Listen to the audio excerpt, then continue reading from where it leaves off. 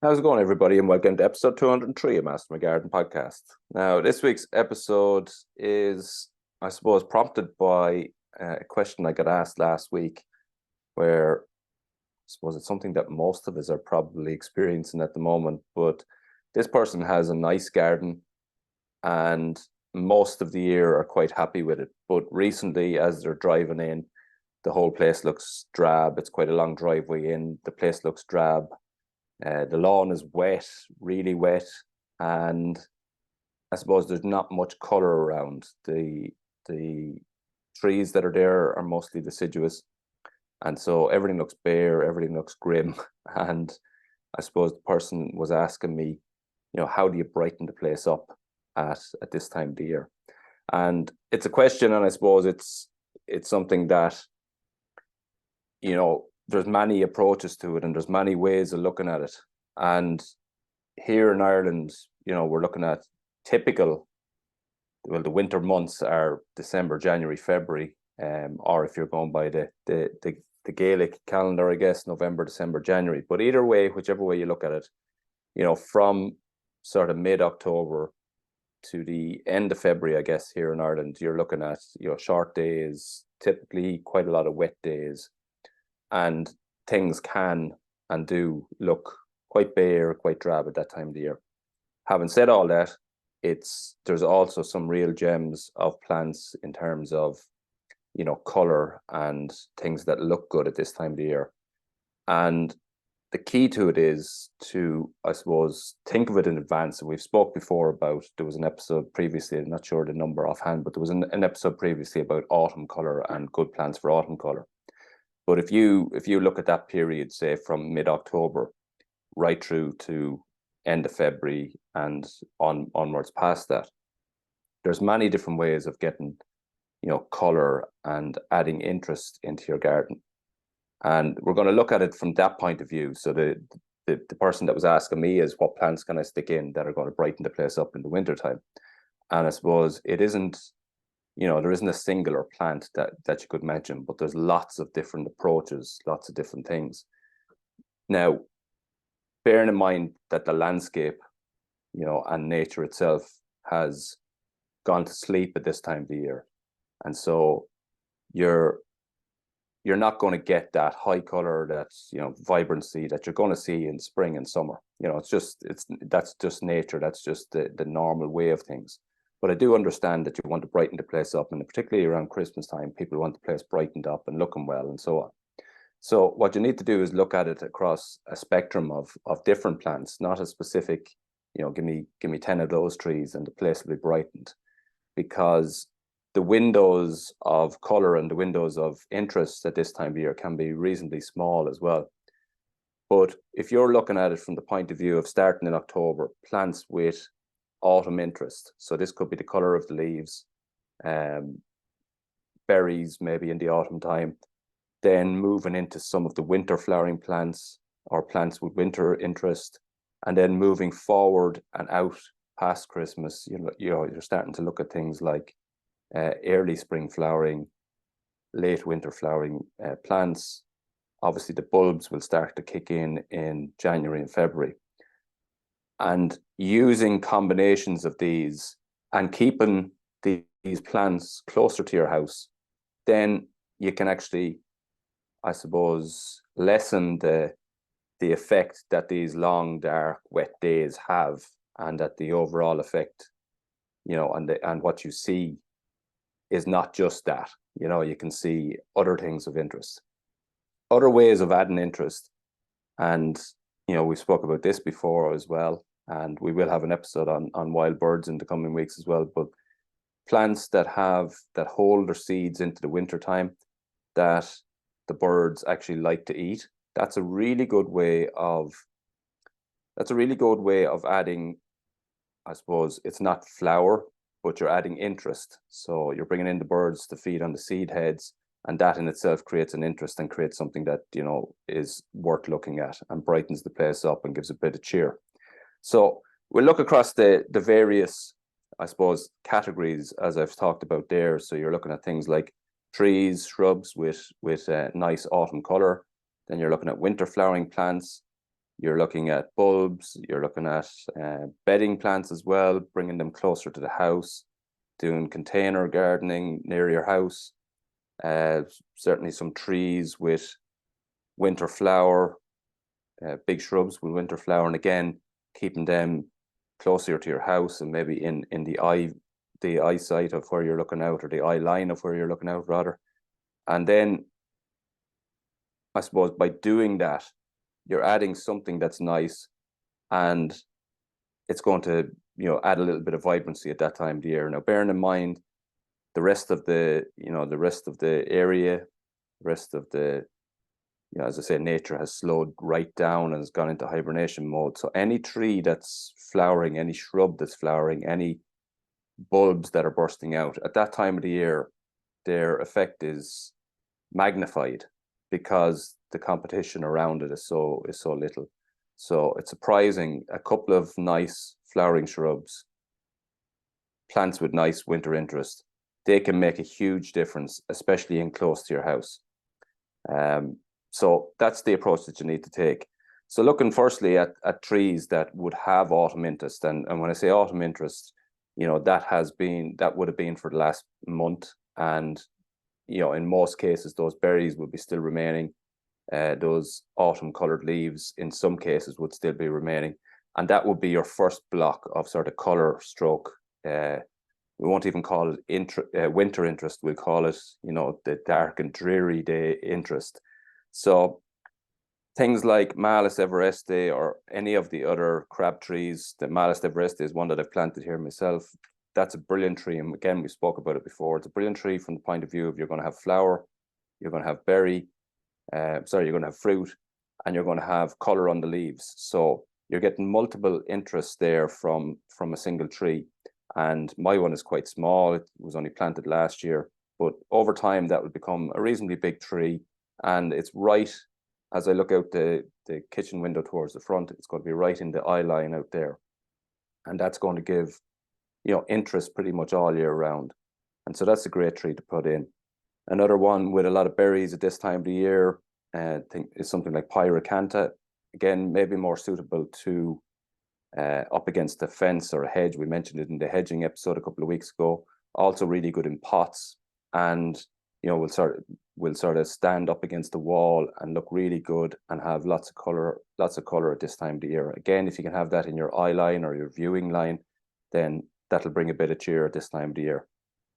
Most of these will hold their berries until, you know, we get really hard frost, and at that stage then the birds are going to come looking for them typically. And so at this point in time, a lot of these are still putting on a really good show. Cotoneasters, lots of them are the same. So there's Cotoneasters, there's Cornus, there's some of them, you know, with really nice berries at this time of the year. Then you have the Japanese quince is another good one. Rose rugosa is another one that's more of a hedging plant, but again would have, you know, the red hips that you would see. And so any of these are going to add sort of berry interest at that time of the year.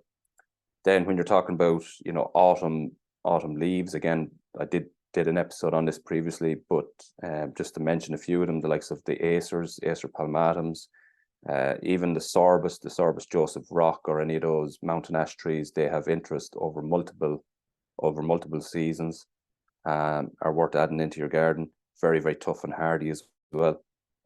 Things like liquid amber tree at this stage of the year would be probably starting to go over, but you would have got, you know, the last month or 6 weeks of fantastic autumn color from that. Even myself here, red oak in the front, that looks spectacular. Now, the one thing I'd say about the red oak, or certainly the one I've had, is that the real fiery red, beautiful autumn interest, the period of time for that is quite short. To be fair, like we're not getting a long period of I suppose autumn color from it. It's dropping its leaves quite quickly. So but another great tree, my favorite actually, the red oak. Stag's Horn sumach is another great one, and again that will have autumn leaves, and that will hold them for quite a long time. So, you know, you have autumn fruiting and autumn tints in your leaves on those plants that I've mentioned.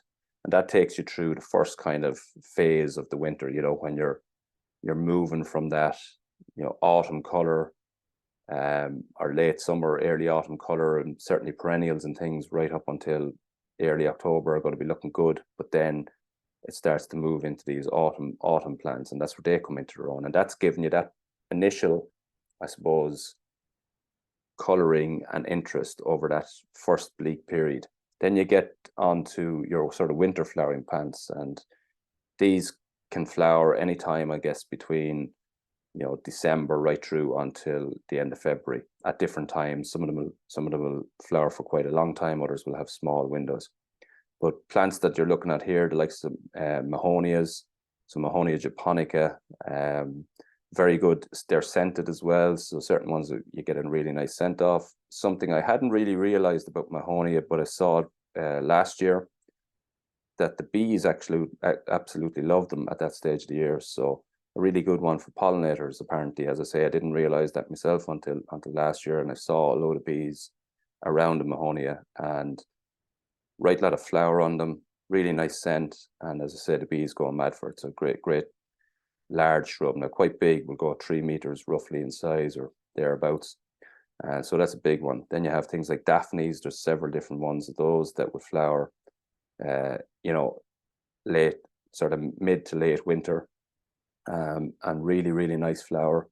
Some of them will hold for not very long, but, you know, period of maybe a month, 5 weeks, that sort of thing. Then you have viburnums, the basic ones, Viburnum tinus, varieties like Eve Prince, and lots of others. So that's a really shiny, glossy, evergreen leaf with flowers, typically white, but sometimes with a pink hue on them. And again, viburnum's a really nice flowering plant at that time of year.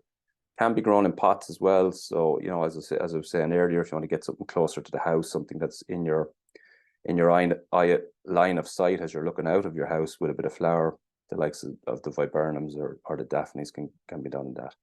One of my favorite winter flowering trees, and again one I've planted here in the last couple of years, is Hamamelis Mollis. And for anyone that doesn't know that, it's witch hazel. It's a deciduous plant, so there's no leaves on it in the winter time, but then in the springtime, late winter, early spring, it opens up in kind of yellow. The one I have opens up into yellow flowers on the stem, sort of coming out like a leaf node coming out there, and they look like little spiders on the plant. And that's a really beautiful, sort of interesting plant for winter color, winter flower. And obviously late winter, you're looking at things like hellebores. They're going to be flowering.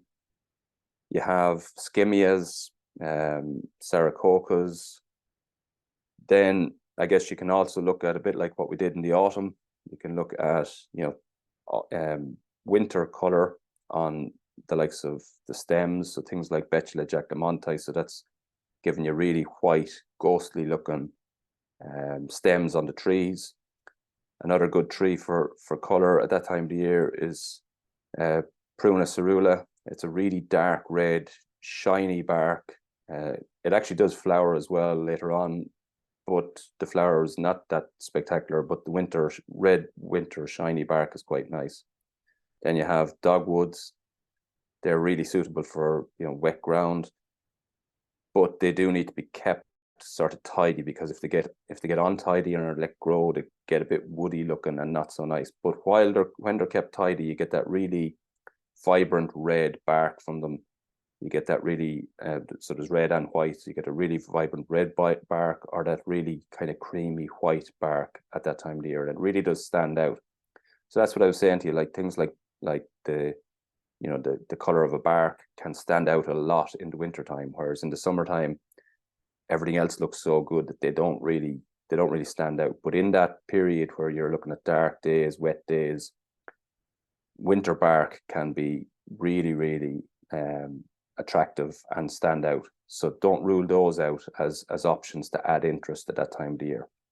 So that's your Betula, or your Betula jacquemonti, and things like Prunus and Cornus, and they're going to give you, as I say, really nice bark and a different type of coloring. It's not flower, but a different type of coloring. A lot of the grasses then as well, some of them will hold their seed heads over the winter, and they will look really well at that time of the year. Again, it's not a flower, but it is giving you structure, it's giving you a look at that time of the year that makes it, you know, brightens the place a bit. You get the movement, obviously, as the wind blows the grasses. Some of the seed heads of those will be attractive to birds, and again, that brings another little bit of interest. And so you can see what we're doing here. You're kind of broadening your thinking as to the various different elements that will give an interest at that time of the year.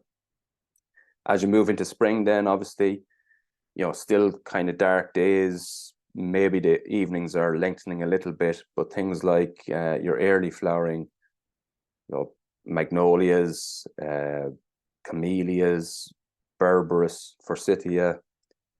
Then you have your prunus, your crataegus, so your hawthorn, the likes of the Paul scarlets. They're starting to flower at that stage, and now you're bridging the gap from your deep winter right through into your early spring. Obviously, then on top of that, you have your bulbs, your snowdrops, your crocuses coming out early, and they're bringing interest. Again, like any of the rest of them, get these closer to your house. The closer you have them to your house, the more you're going to be watching them, you know, at the doors as you come in and out. Bit of flower, bit of vibrancy there. And now the whole thing doesn't feel as, I suppose, as dark and as dull as it might look overall. So other good flowers for wintertime, things like the Erica carnea. So Erica it's basically the winter flowering header. They're really, really good. In beds, they can get, you know, quite big if you let them, quite untidy if you let them, and get a little bit woody, so keep them trimmed. But they provide a really, really nice, vibrant flower that will hold pretty much all winter. On top of that, they're really good for early season pollinators as well. And you will see, particularly in the early spring, as the days start to warm up, you will see bees particularly coming to the Erica, and you know, you will notice that they're an attractive plant at that time of the year.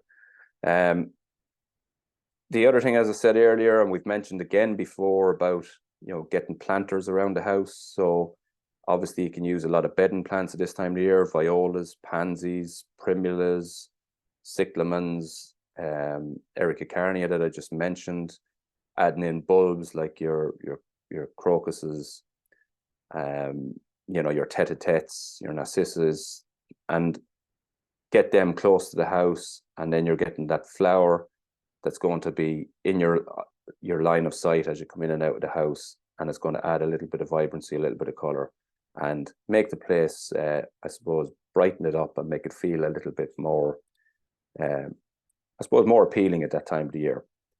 But it is important to, I suppose, extend your thinking, that you're not just looking for flower, you're looking at the various different times during this period when we've shorter days in Ireland. And by using a combination of autumn fruiting, plants with nice autumn color on the leaves, bedding plants, bulbs, winter flowering shrubs and trees, plants with winter flowering interest in the stems, and with a combination of all those transitioning into the early spring flowering plants, you're going to bridge that gap from when the garden looks really well up September into October, right through to when it starts to, I suppose, waking up again, and the days get longer and everything starts to waken up. Nature in general starts to wake up, and the whole place starts to feel, you know, spring-like again. So I can understand, you know, at that time of the year why it would be that way. Shorter days, everywhere is looking dark. So with a combination of all of those, you'll end up in a situation where you have color and interest all year round. And, you know, feeding the wild birds is something that we're going to be talking about on the podcast in the next week or two. And that's a really good one. It's not color, so it's not adding, you know, any flower to your garden. It's not adding anything like that, but it is adding interest, and it's a really, really great way of, as I say, adding interest and vibrancy around your house at this time of the year. And you will find it exciting. The kids, if you've kids in the house, they'll be delighted watching them, and it will, as I say, add life, add vibrancy at that time of the year. And then using a combination of everything else that we've mentioned there, and you should, I suppose, start to love the space you're in over the winter time a little bit more. Obviously, this time of the year, short days. It's typically, when people are leaving in the morning, it's to go to work or whatever. It's typically dark. Getting home in the evening, it's dark, and then on top of that, you have sort of not too much sunshine and, well, I suppose quite a bit of rain recently. So that's why it can look a bit drab at this time of the year. But generally speaking, that's the way nature is at this time of the year. And I suppose you're just trying to work in along with that. And even the smallest pops of color, the smallest little things that you might do will really stand out and really put on a show at this time of the year.